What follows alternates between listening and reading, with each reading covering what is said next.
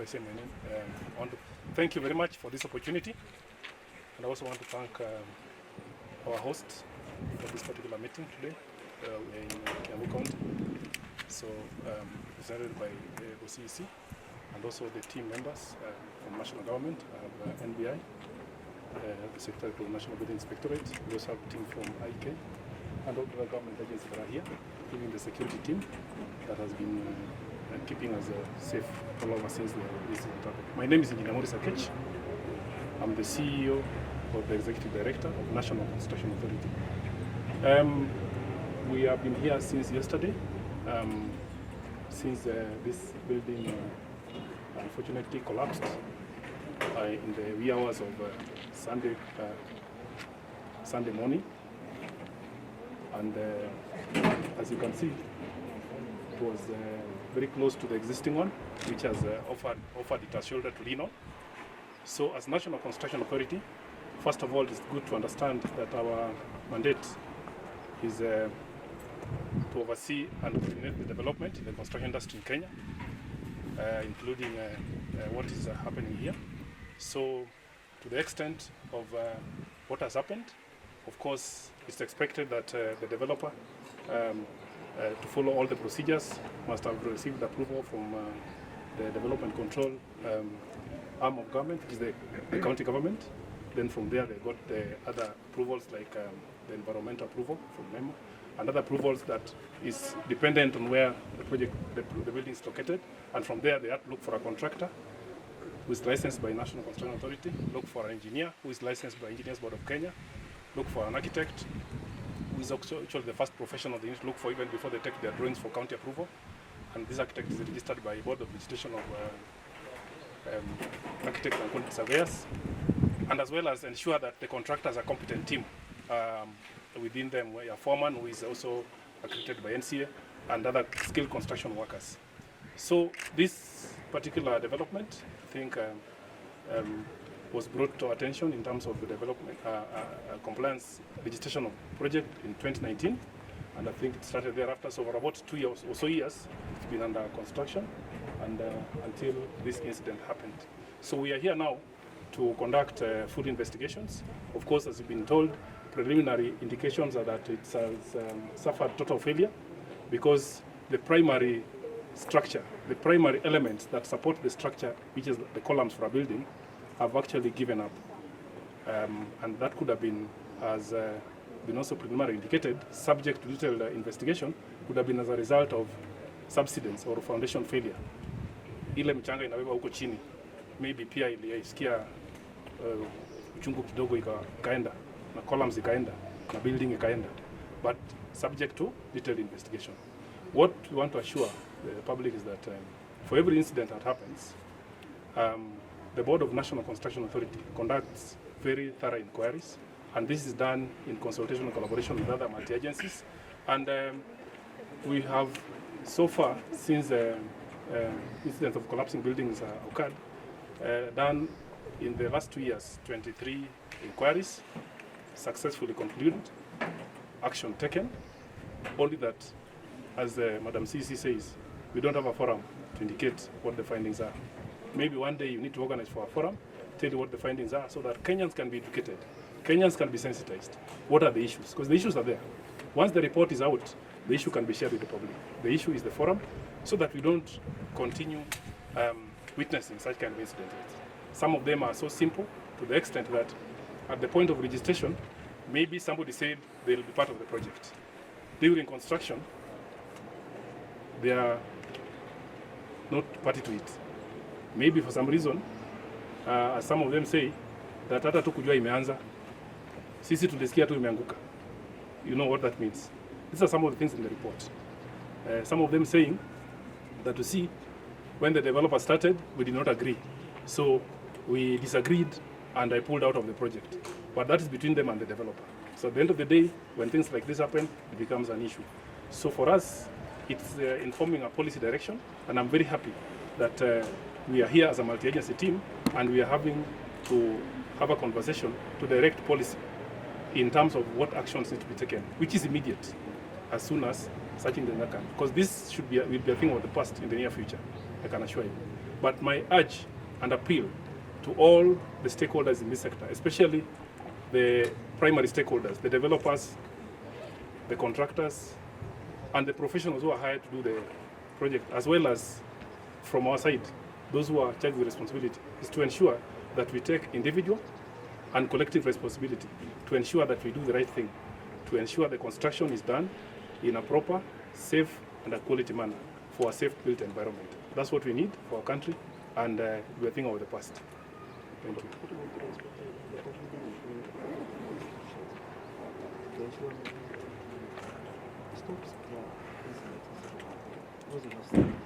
can have a very good strategy to ensure that whoever is planning to start building, maybe that will happen. But there are still some many buildings and other construction. Maybe they never meet the requirement. Let me say this, and this is for assurance of the public as well. This is one building. Unfortunately, it has gone down.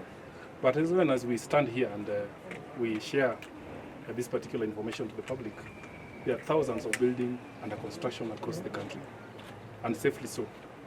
Even today as we speak, I'm sure various county governments, as per their responsibility, National Construction Authority, as per its responsibility, and other actors are actually across the country doing what they're supposed to do.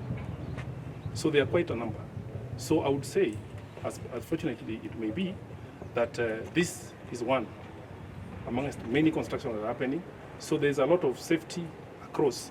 But whenever such an incident happens, of course, it now covers the whole thing. It looks like now it's the one that's taking the forefront. But I would also want to invite you once in a while, if you can have a visit to some of the ones that are being done in the manner that is expected, that are following the standard. Then we'll be saying, these guys should follow the example of the other guys so that we meet somewhere in the middle, so that we don't have this happening. So there's a lot happening that is in a good way, only that once in a while, unfortunately so, you can have such incident happening. And this is what we want to stop going forward. Thank you. Yeah. Now, just to address the first question, when this happens, engineers are not, we are not politicians. We like to rely on facts, and we have been advised properly here that proper investigations are going to be carried out. There's the board there that shows who the contractor was, who the engineer was, and it's very easy to just check. And preliminarily, it seems like the engineer who was involved may not have been properly registered. You know, there are categories of engineers. We have graduate engineers, we have professional engineers. There are preliminary indications that maybe he may not have been in good standing with the Engineers Board of Kenya. So that could be a pointer to what is happening. So what we are simply saying is developers should simply go to the EBK website and check whether the engineer they're bringing on board is licensed. And they're given annual licenses, whether there is license to practice or not. The ones who are not in good standing, the ones you've had, it said here that they may be blacklisted and all that, those are not in that register for that year. So if you are involved in shoddy work last year, the likelihood is that this year you will not be licensed to practice. So the recourse for the public is simply go and check, is this engineer licensed to practice or not? Thank you. Thank you. County for lands, housing, physical planning, urban development and municipal administration. We are here today after our visit yesterday, after the incidents happened. We came today with a multi-agency team represented from the National Building Inspectorate. We have representatives from National Construction Authority. We have representatives from the Kenya Bureau of Standards. That's fine. We have representatives from the Institute of Engineers of Kenya. We have representatives from the national government, authority officers, the county commissioners and his team are represented here. We have representatives from the national police. We also have representatives from the developer of this building and also of the next building that has been affected. So we came here today to assess the situation and to agree on the modalities of bringing down the structure that has collapsed.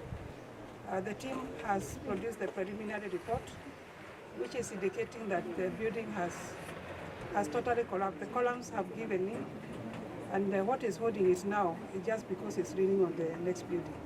Otherwise, the building is, if there was no other building, it would be totally down. So we have agreed that the work for demolition, or removal of the debris will start immediately today. That has been agreed with the developer, and he will be supervised by the team of the multi-agency representatives who are here. So we expect the work of removal of the debris to go very, very smoothly.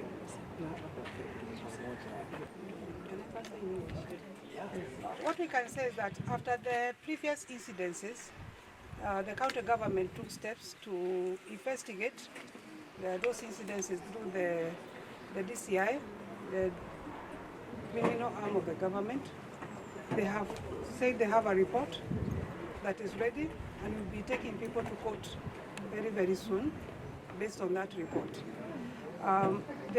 Also the agencies who are here, the representatives from the engineers board,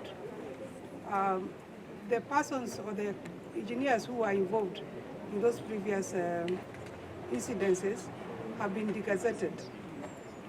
As a county government, we also did a building audit where we sampled over 300 buildings that were under construction.